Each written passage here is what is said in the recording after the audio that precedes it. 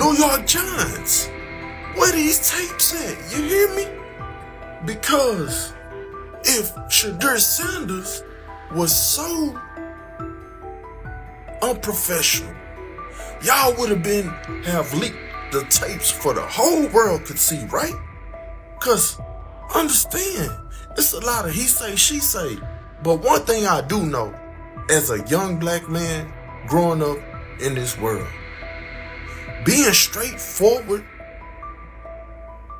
and not sugarcoat anything. The Giants' PR team appears to reject Sanders' family connection outright, a decision many view as unprofessional and lacking nuance. Internal discussions seem to have dismissed quarterbacks with prominent relatives as poor fits for the organization, revealing limited awareness of public perception. The response was swift. A single edited clip ignited widespread debate on social media, with fans asking why essential segments were held back and what the team might be hiding. Critics argue that if the full interview contains nothing damaging, the club should release it in its entirety. Online discussion intensified immediately and continues to gain momentum. What they do during the film and the combine and the meetings is teams will install mistakes intentionally planted in the install, and they want you to catch them. Shedeur didn't, and when a coach called him out, once again, it didn't sit well.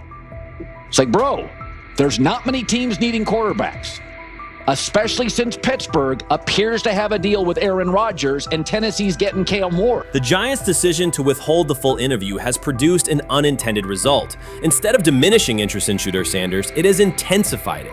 Media outlets and analysts are now examining every on-field rep, press comment, and public appearance as evidence of how he conducts himself under scrutiny. Each throw, adjustment, and answer is tracked and evaluated against league standards, reinforcing the view that he remains composed and professional. Many fans contend that the organization has misrepresented Sanders and suggest the issue may stem from the Giants' view of his father, Deion Sanders. They see the partial release as an attempt to raise doubts about his character by association. That perception has only made his profile more compelling. The discussion has shifted from whether he deserves a high draft position to how effectively he withstands sustained pressure. Sanders is now regarded not just as a talented prospect, but as a symbol of resilience, central to debates about transparency and organizational strategy. Even if the Giants eventually provide more context, the visibility they have created for him is unlikely to fade. The most fun yet the most difficult thing I cover and we cover all year long is not games. It's the NFL draft. Because I've said this many times, you get lied to for a month to 2 months up to it. And so often during the draft, and every few drafts, there's a guy that really falls, precipitously falls. This year it was Shedeur Sanders, it's been Aaron Rodgers, it's been Dan Marino. Every few years somebody falls a lot. And so, but those stories don't come out until like the fall. Criticism of Shedeur Sanders from within the Giants organization has become increasingly public. Team communications appear focused on casting him as an overhyped prospect, whose character should be questioned,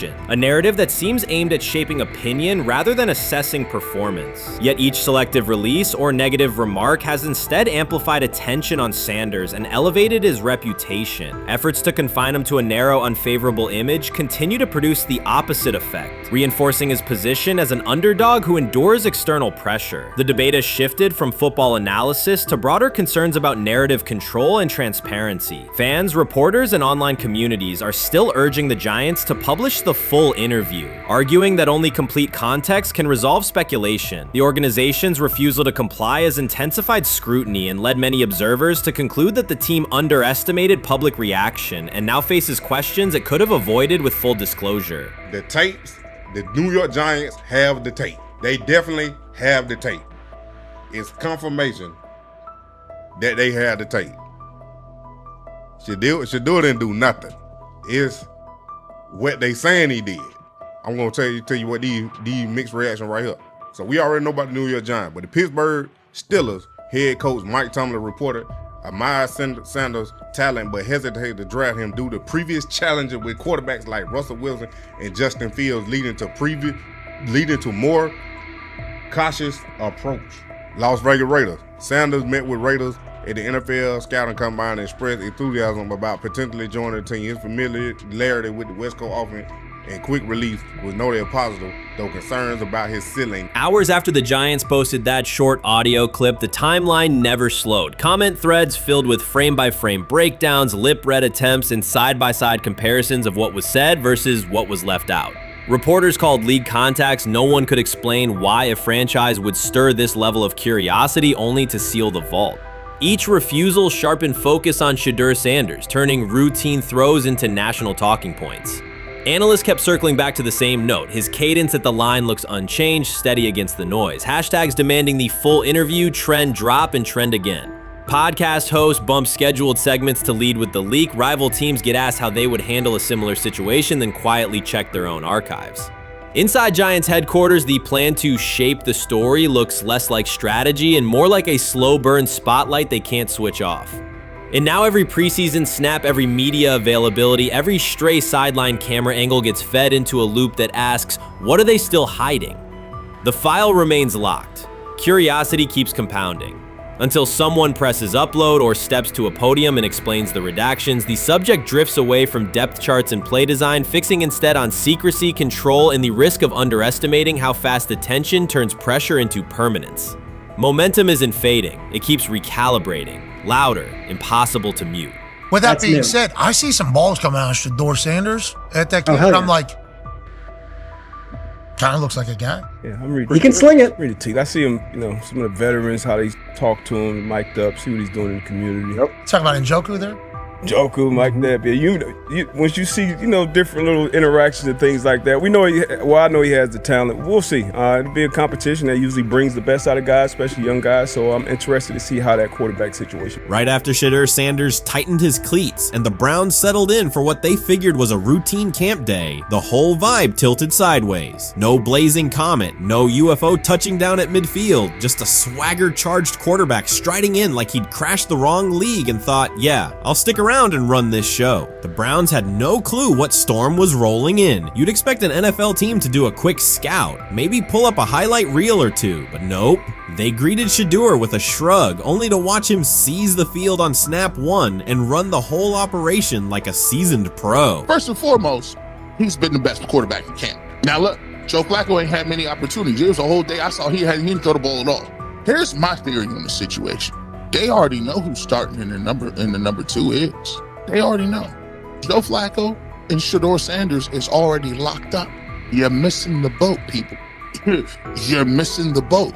Your boy, Kenny Pickett and Dylan Gabriel, oh, they're fighting. Shedeur didn't merely clock in, he hijacked the session. One moment he's loosening his arm, the next he's roasting veteran QBs like faded names on busted draft boards. Defensive coordinators everywhere had the same gut punch reaction. Uh-oh. His pocket poise? Straight disrespectful. His timing? Psychic. And every pass left his hand like it was laser guided to its mark. While Shedeur Sanders was slicing up routes, the Browns secondary looked less like an NFL backfield and more like a gaggle of dads sprinting through a Saturday fun run. Big on enthusiasm, short on closing speed. Coaches fought the urge to slam the emergency horn. Players traded wide-eyed, "Are we serious?" stares, and someone even double-checked that a hidden camera crew wasn't about to pop out of the tunnel. But nope, this was pure Shedeur. Half cold-blooded surgeon, half highlight factory. He wasn't dropping a casual "I'm here," he was crafting a masterclass. From the first rep, the tempo changed. Shedeur Sanders accepted the snap with steady footwork, diagnosed the Browns' single high shell, and delivered a tight window seam route that forced the free safety to recover late. Throughout the period, he manipulated leverage with quick shoulder fakes, moved through full field progressions, and released on time from a balanced base, consistently putting the ball on his receiver's upfield shoulder. Cleveland's coverage struggled on multiple fronts. Safeties hesitated between deep half responsibilities and underneath support, creating voids at 15 to 20 yards. Cornerbacks and off-man were caught in trail position when Sanders used rhythm throws on 3-step drops, while those who tried press technique had their inside hand neutralized by his receivers' outside releases. Linebackers widened to match shallow crossers, leaving the middle hook unguarded for pivot routes and option digs. One corner attempted a line of scrimmage jam. Sanders immediately immediately adjusted the route to a back shoulder fade, releasing the ball before the break and rendering the press ineffective. Over the session, he showcased pocket discipline, reclimbing to maintain throwing lanes rather than drifting, and finished with a series of anticipatory throws against cover 2 cloud, fitting vertical outs between the flat and deep half defenders. Sanders' combination of rapid post-snap processing, precise ball placement, and pocket efficiency exposed coverage mismatches at every level and highlighted communication gaps in the Browns secondary. By mid-session, the Browns defensive staff clearly recognized their calls were outmatched. Every adjustment, a roll to cover 6, a simulated pressure, a late rotate to 2 high, was neutralized once Shedeur Sanders confirmed the post-snap picture. Routes that had taken weeks to script were beaten by timing and location. Comeback set at 12 yards broke open before the corner's transition. Slot seam-outs dotted the void between the flat and deep half defender, and boundary receivers beat press with quick hand techniques, receiving the ball before the trail man could recover. Sanders' command was methodical. He used cadence to freeze plug blitzes, re-ID'd the mic when linebackers sugared the A-gaps, and maintained a firm base so he could reset and fire without resetting his feet. His receivers benefited from that rhythm. Top of the stem, eyes back, ball delivered on their upfield shoulder, allowing immediate transition to YAC. The Browns front tried a late stunt to compress the pocket. Sanders climbed 2 steps, re-spotted the shallow crosser, and delivered in stride, turning a potential sack into a 20-yard gain. What stood out most was how little ramp-up Sanders needed. From his first series, he processed full field concepts at tempo, cycling through progression reads without hitching. The poise under interior pressure, consistency in ball placement, and ability to manipulate zone defenders left the Browns' coordinated disguise packages ineffective and forced them into static coverage by the end of the period.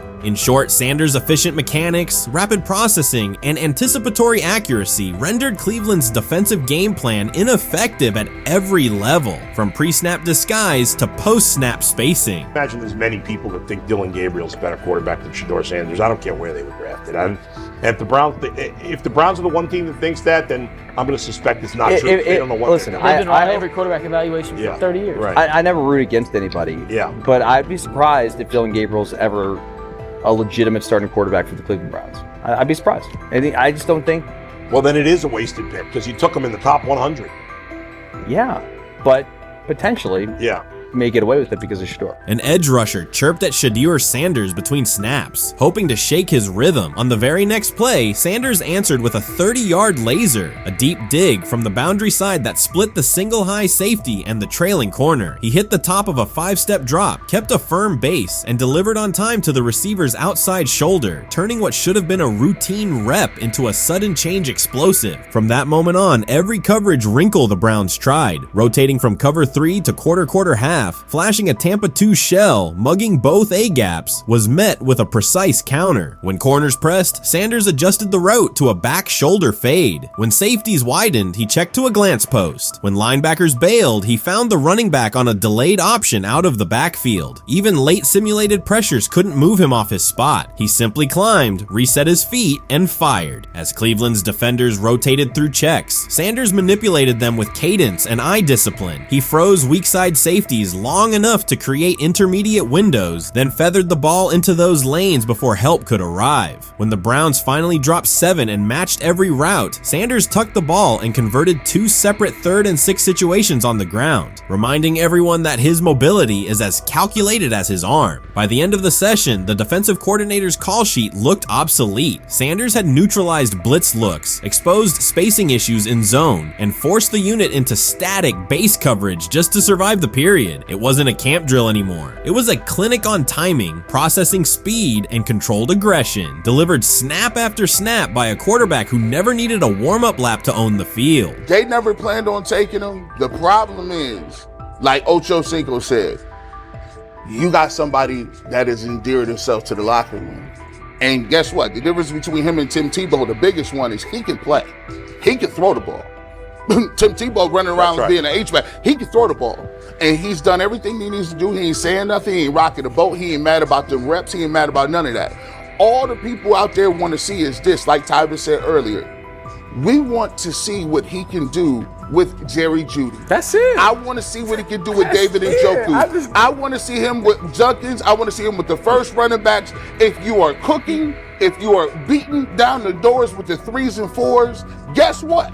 You deserve more. From the first team period on, Cleveland's secondary looked a step slow. A deep third safety hesitated on a post-snap rotation, leaving Shedeur Sanders free to climb the pocket and fire a 22-yard out that arrived before the defender could plant and drive. The supporting cast around him, players fighting for roster spots, not Pro Bowl invites, benefited from his command. Sanders used tempo to control the defensive front, altered protections at the line, and located throwing lanes so quickly that one receiver didn't register the catch until he crossed the goal line. As the Browns tried new personnel groups, coverage busts multiplied. Starters slipped out for hamstring stretches while rookies rotated in, only to find the ball arriving on their blind side before they'd completed a midpoint squeeze. On a later 3rd and long, Cleveland finally closed the interior rush lanes, compressing the pocket with 3 defenders. Sanders pivoted through the traffic, stepped into a narrow escape window, and, without resetting his shoulders, whipped a no-look pass to the boundary curl for a fresh set of downs. The throw turned a potential sack into an explosive play and left the coaching staff scrambling for answers. The people who are fascinated by Shedeur for whatever reason, whether it's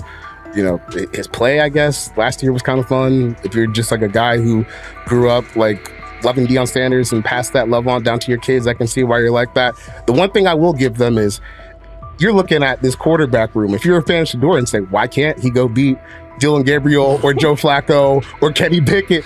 So I do understand that part of it, right? Because why not? Why couldn't he be the Brown starter in October or November? That looks like a quarterback room where everyone will get a chance to start. When he led college football in completion percentage and he threw almost 40 touchdowns for over 4,000 yards, how tall was he? Because they make it seem like he shrunk all of a sudden, RC. Oh, how lively was his arm? Because all I know is somebody did that. Somebody threw for over 4,000 yards, somebody threw for almost 40 touchdowns, and somebody led college football in completion percentage. Now, I'm trying to figure out, what I try to figure out all the time, Mel, is how a guy that hadn't played football in almost 5 months. Shannon Sharpe has publicly defended Shedeur Sanders and criticized those questioning him. Sanders has earned higher recognition and some fans are responding negatively. Although there's debate about whether he belongs on a second team list, Sharpe maintains that Sanders' career is clearly ascending. Reactions on social media are mixed. Some users are angry, others are surprised, and a few say they anticipated this result. The conversation remains active. When reports confirmed that Shedeur Sanders had been elevated from second team to near top tier status, Shannon Sharpe issued an emphatic response. He delivered a detailed rebuttal to critics, underscoring why Sanders deserved the promotion and directly challenging those who doubted the decision. I don't think that he was underprepared during these meetings. I don't believe any of these stories that he showed up arrogant and that he was bombing his interviews. I mean, you watch the film, he's on time, he's on point.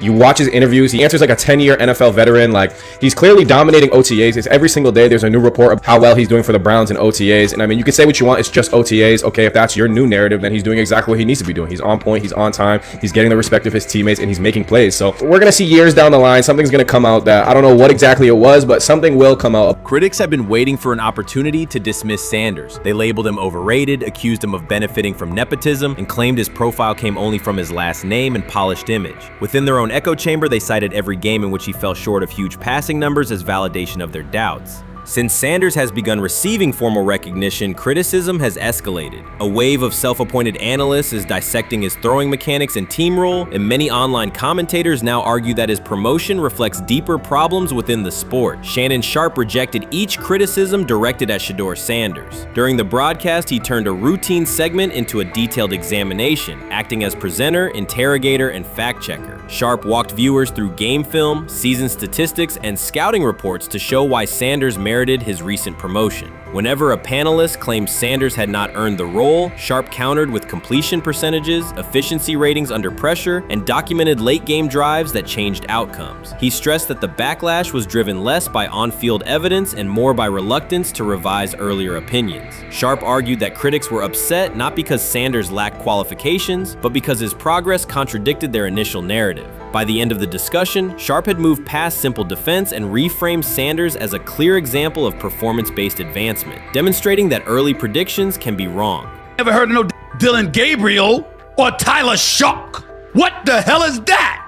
So how is Shedeur Sanders going behind them? I'll tell you how. Collusion. 4 different times they passed on him. How the hell does that happen? 4 rounds. It doesn't happen to a quarterback. We've never seen anything like this before. Shedeur Sanders with the watch. Shedeur Sanders with his bravado. Shedeur Sanders with this supposed arrogance or whatever. Shedeur Sanders' advancement did not happen by chance. While detractors questioned his resume online, he continued to prepare, attend every practice, and deliver accurate throws under pressure. The contrast between his output and the complaints directed at him has been stark. Some critics even argued the selection committee was, quote, biased toward performance, as if rewarding strong play were improper. Rumors quickly followed. Certain commentators speculated that a public relations push from the Sanders family must have influenced voters, suggesting everything from coordinated media strategies to alleged favors for coaches. None of these theories addresses the basic point. Sanders earned his promotion through consistent production, poise in the pocket, precise ball placement, and efficient decision-making. Shannon Sharpe highlighted these facts during his response. He noted that Sanders' performance metrics justify the recognition and emphasized that resistance to the move stems more from prior prejudice than from substantive evaluation. For Sharpe, the goal was clear: present the data, challenge unfounded claims, and correct the narrative. The discussion, therefore, became a broader statement about acknowledging merit and abandoning outdated assumptions. Colin Cowherd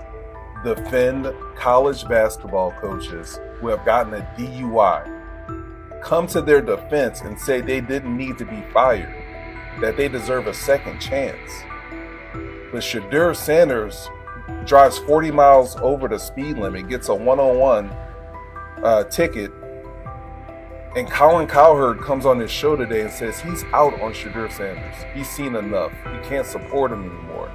He can't be in the Shedeur Sanders camp because of the speeding ticket. Shannon Sharpe addressed commentators who portray constant doubt as expertise. Those who discount strong performances with "we'll see" but declare bust after a single mistake. He noted their belief that progress only counts if an athlete visibly struggles. Sharpe's response was methodical rather than emotional. He presented evidence, cited statistics, and calmly refuted each claim. Following his remarks, several critics began revising or deleting earlier posts, recasting themselves as longtime supporters of Shedeur Sanders despite having questioned him for months. Sharpe insists on accountability, naming specific individuals and dates while requesting public acknowledgement of prior errors. He argues that analysts cannot spend months undermining a player's potential and then quietly adopt a supportive stance once the athlete succeeds. These are serious, big-time, top-of-the-line playmakers that they have. If you can go 45 to 42 in the fourth quarter because your quarterback set the school record with 510 yards passing.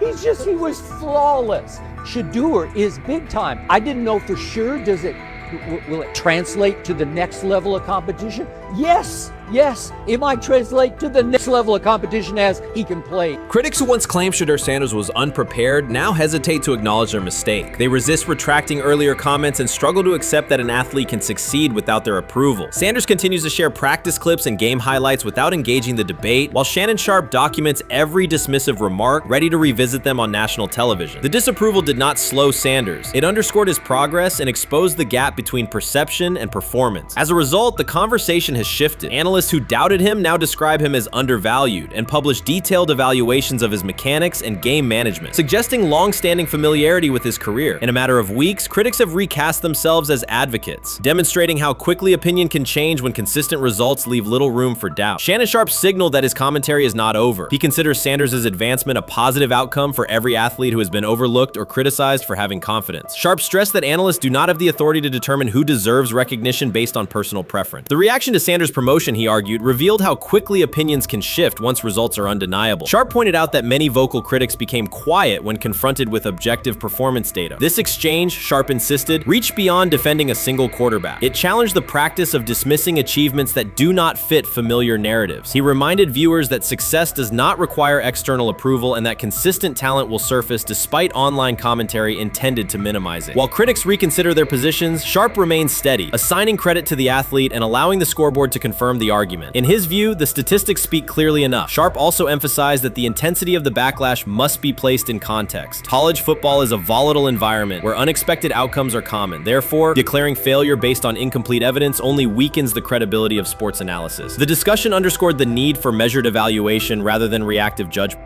Dak Jackson Yes. and him and everybody else that we Yes, talked to have agreed. said that Shedeur looks good. He looks really good. Yes. He looks better. And we got Zach that say Dylan Gabriel ain't even an NFL quarterback. It's true. We did So say that. how is it that this man can't get a rep with the ones, That's but that non-NFL 100%. quarterback can? We all what agree sense with does that, that yes. make? Some observers now claim that recognizing Shedeur Sanders' strong performance undermines football's traditional standards, even though they previously argued he received coverage only because of his father. Faced with Sanders' current statistics, those critics are searching for explanations that fit their earlier narrative. The data have always been clear. Their earlier objections ignored that fact. Shannon Sharpe is openly highlighting this reversal, comparing past negative remarks with Sanders' recent 400-yard games to demonstrate the gap between criticism and evidence. Sharpe did not force these commentators to backtrack. He simply displayed their earlier claims alongside Sanders' results, allowing the contrast to speak for itself. You made an interesting point. So I tend to have the drip, drip, drip. This was my Johnny Manziel theory, is that everybody makes mistakes, especially when you're young. But if I see 2, 3, 4, 5, then you've got a plumbing issue. It's not just you didn't close the faucet. So there's about 6 pieces of video in college where Shedeur was a little bit of a brat, whatever. Then there's the legendary cringy draft room. Didn't love that as a B prospect. Then there's back-to-back speeding tickets, both over 90, and a missed arraignment. The NFL is navigating unexpected headlines after a former Browns coach publicly defended Shedeur Sanders in response to reports of multiple speeding tickets. The coach's statement has sparked extensive online debate. Supporters welcome the show of loyalty, while critics question the motive. Sanders now finds himself at the center of an unforeseen controversy, and observers want to know why a Cleveland coach is standing so firmly in his corner. The story is developing rapidly and continues to draw intense attention. When it came out that he got a speeding ticket, I said it's not really that big a deal. I feel very differently about it now. Over 40 miles an hour over the speed limit, less than 2 weeks after you just got a ticket. I don't know if that's entitlement or immaturity. There's got to be some teams that are feeling very good right now that they didn't draft him. Observers are focusing on Shedeur Sanders' recent speeding ticket, treating the violation as a measure of his character and sidelining his athletic, academic, and philanthropic accomplishments. The incident, driving 15 miles per hour over the limit in a borrowed Lamborghini, has drawn sharp criticism. In response, a former Cleveland Browns coach has taken the opportunity to comment, even though the franchise is widely viewed as unstable due to its frequent coaching changes and limited on-field success. By defending Sanders, he presents himself as an authority on discipline and leadership. The statement, coming from an organization seldom praised for stability, has nonetheless attracted considerable attention across the league. You want to defend him a little bit. I thought this was an interesting take. Yeah, I thought it was really interesting that you said you were out because of the speeding tickets. To me, that's such a minor thing. You were so high on him in terms of his completion percentage in OTAs, and I thought that was a little aggressive on your part. But with the speeding tickets, I got a speeding ticket the first night of the draft, my first year there. I thought maybe I'd get the benefit of the doubt, but they gave it to me anyways. As soon as the former Browns coach defended Shedeur Sanders, social media erupted with commentary, resembling the volume of draft night coverage. Posts and opinions appeared within minutes, and criticism escalated rapidly. Detractors amplified Sanders' minor speeding violation, while supporters argued that such reactions were disproportionate to a single traffic citation. Shedeur Sanders received 2 speeding citations, and the minor traffic issue quickly drew national attention. Before considering the former Browns coach's response, it is useful to clarify the facts. Sanders, son of Pro Football Hall of Famer Deion Sanders and a current college quarterback, was twice ticketed for exceeding the limit while driving a high-performance vehicle. Commentary on social media escalated rapidly, with critics framing the incident as a significant character concern, even as the league has historically tolerated far more serious legal transgressions. Stepping into the debate, a former Cleveland Browns coach, best known for a tenure filled with losses and contested decisions, issued a strong public defense. He argued that 2 speeding tickets should not define Sanders' reputation or overshadow his on-field talent and community work, urging a balanced assessment of the player's actions. I don't love it from a 5th-round draft pick. I don't love that it happened multiple times, but I do think that this is the first time he's been away from his dad, and there's gonna be some growing pains now.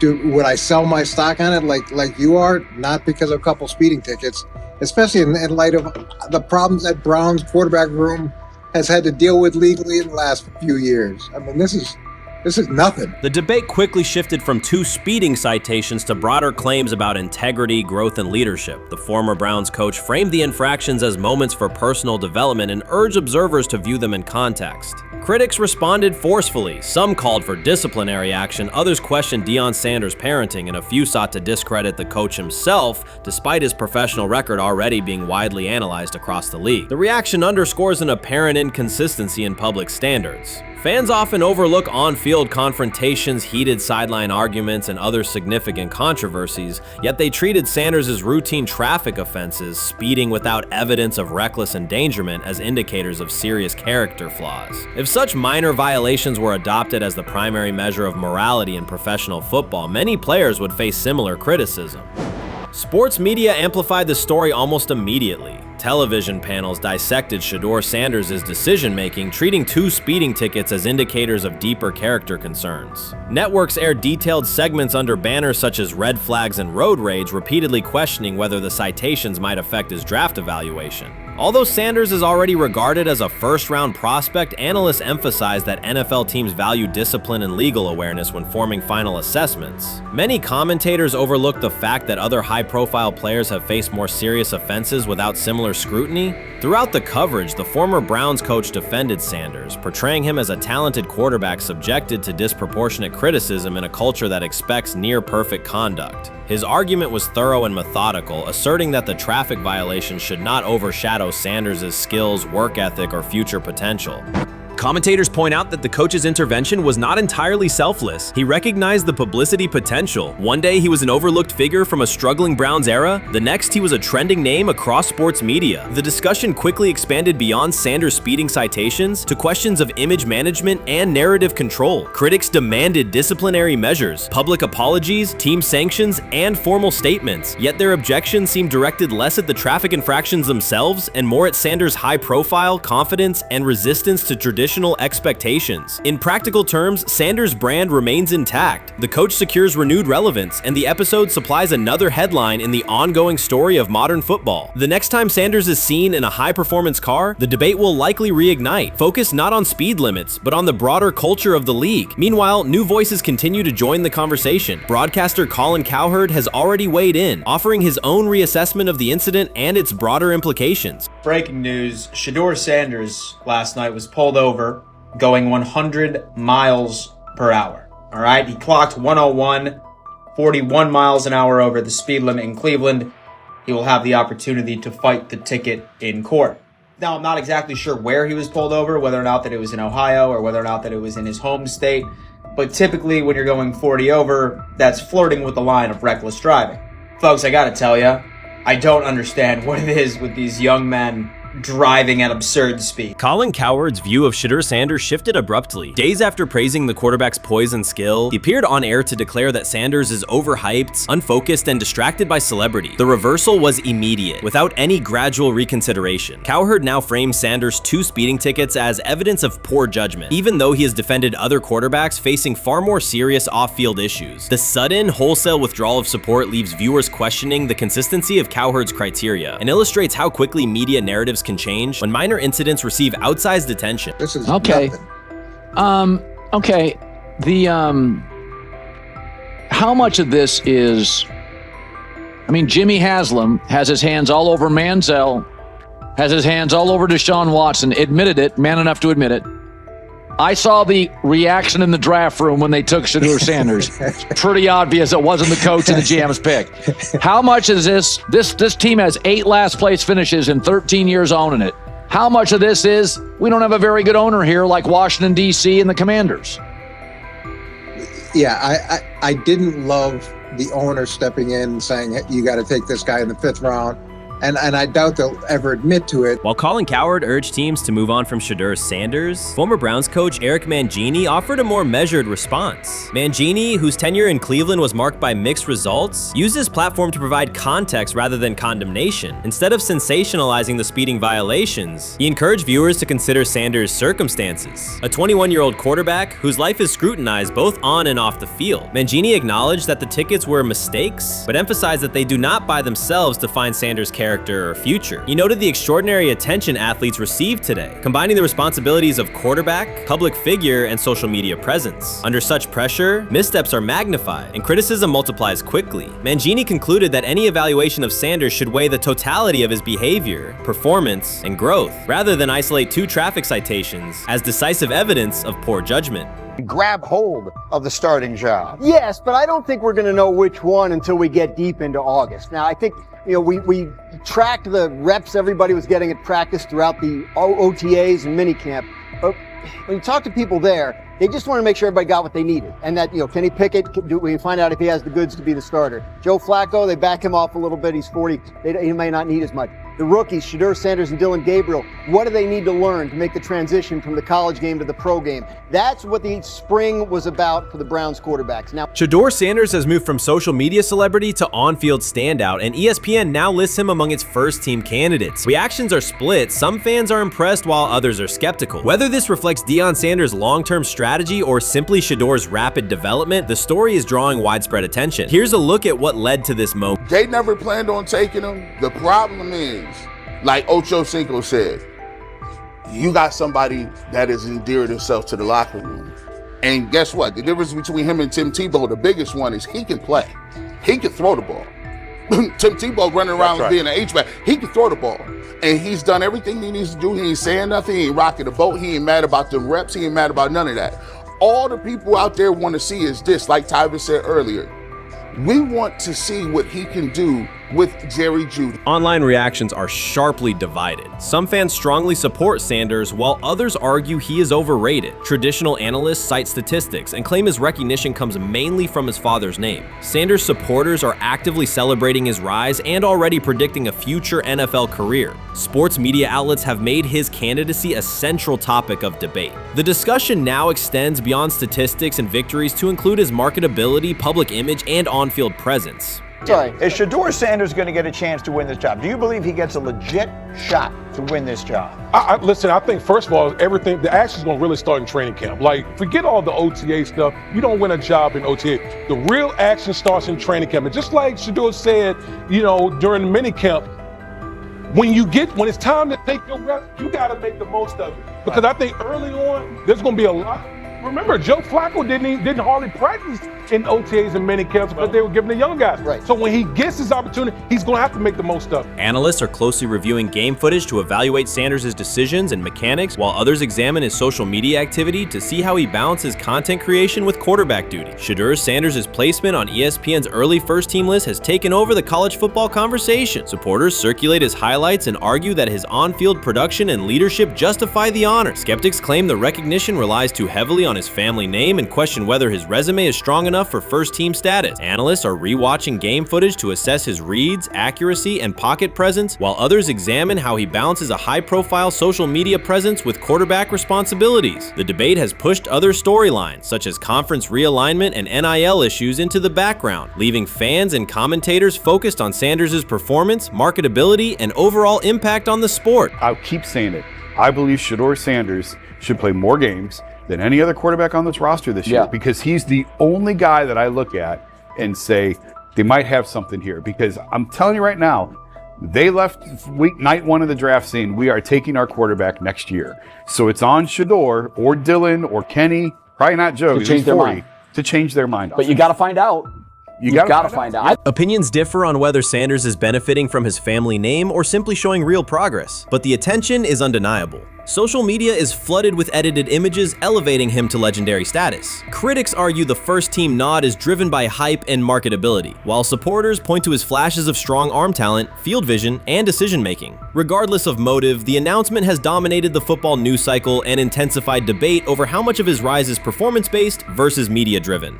Highlight reels rarely show Sanders' turnovers, late-game mistakes, or inconsistent stretches. Being named to a first-team watch list suggests sustained dominance, something Sanders has displayed only in flashes. His selection appears driven as much by brand recognition and media appeal as by performance. ESPN's decision has intensified debate. Data-driven critics post statistics that question his resume, while passionate supporters predict awards and future NFL success. Commentators recall a time when first-team consideration required years years of proven excellence. Yet many fans already see the announcement as confirmation that Sanders is on track for major college football honors. Shedeur Sanders has earned first-team reps when training camp commences later in July. I'm not saying like he's the first guy up when you do 11 on 11s day 1, 2, 3, 4, 5 at training camp. I'm not necessarily saying that, but he's the one quarterback that we didn't get a chance to see take reps with the ones. But I think Shedeur has a chance to like make this conversation interesting if he gets those reps with the ones and he has the same success that he did with the 2s, the 3s, and the 4s.